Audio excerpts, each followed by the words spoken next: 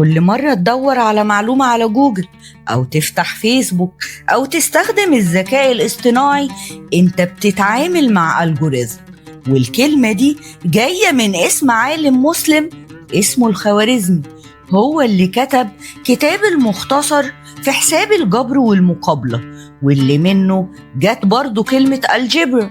الخوارزمي رسخ فكرة المعادلات والرموز وأسس علم الجبر كعلم مستقل.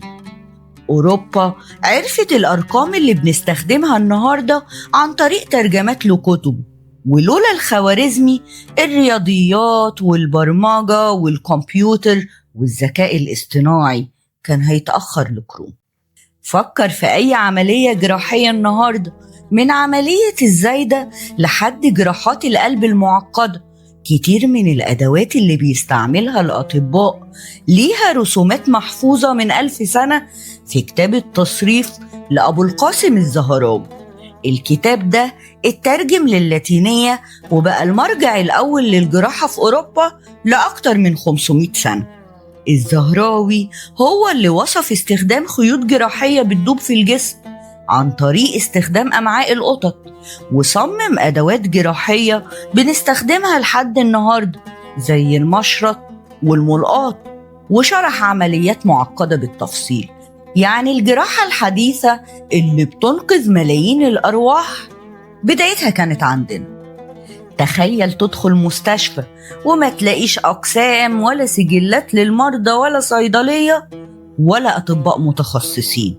النموذج اللي شايفينه النهاردة بديهي بدأ عند المسلمين، من دمشق في عهد الوليد بن عبد الملك، لمستشفى أحمد بن طولون في الفسطاط، لمجمع قلاوون في القاهرة، واللي كانت أول نماذج للمستشفيات المجانية المنظمة اللي فيها علاج وتعليم وصيدلة. النموذج ده هو اللي اتنقل لأوروبا واتكتب هناك باسم جديد، لكن الحقيقة إنه جذور المستشفى الحديث عربية.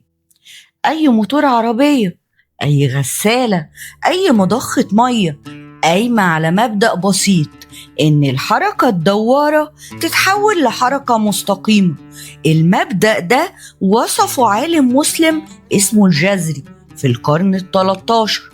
الجزري اخترع كمان ساعات مائية وأجهزة أوتوماتيكية، ورسوماته لسه موجودة لحد النهاردة وبتثبت إنه سبق عصره بقرون. ولولا ابتكارات الجزري الثورة الصناعية نفسها كانت هتتأخر كتير. الGPS اللي في موبايلك والأقمار الصناعية اللي بتحدد مكانك قايمة على علم الفلك.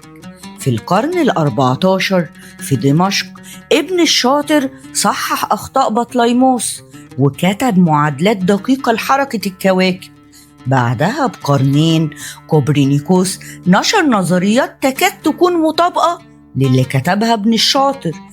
العجيب إن مخطوطات ابن الشاطر اتلقت في بولندا، بلد كوبرنيكوس نفسه. فيا ترى شاف أعماله؟ احتمال كبير، بس اللي مؤكد إن الفلك الحديث مبني على أساس عربي اتنسى اسمه. مش بس كده، دي الأمثلة كتير لعلماء من الحضارة الإسلامية سبقوا الحضارة الغربية بقرون، زي مثلا الإدريسي سنة 1154 عمل واحدة من أدق الخرايط في العصور الوسطى. عباس بن فرناس حاول الطيران قبل الإخوة رايت بقرون. القرويين في المغرب والأزهر في مصر كانوا أوائل الجامعات اللي بتدي شهادات علمية في العالم.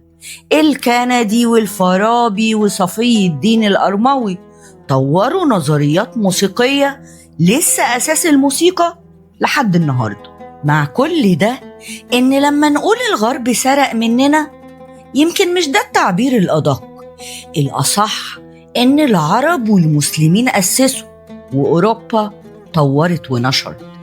الحقيقة إن المعرفة مش ملك أمة واحدة، دي سلسلة طويلة، ولو أي حلقة وقعت الحضارة كلها كانت هتتأخر. وإحنا النهاردة مش عيب نفتخر بماضينا القوي حتى لو حاضرنا ما بيعكسش ده، لأن اللي بيفتكر أصله يقدر يبني مستقبله. لو حابين المحتوى اللي بنقدمه ياريت تتابعونا، وما تنسوش تعملوا لايك وشير وسبسكرايب علشان توصلكم كل الحلقات الجديدة. كان معاكم حدوتة.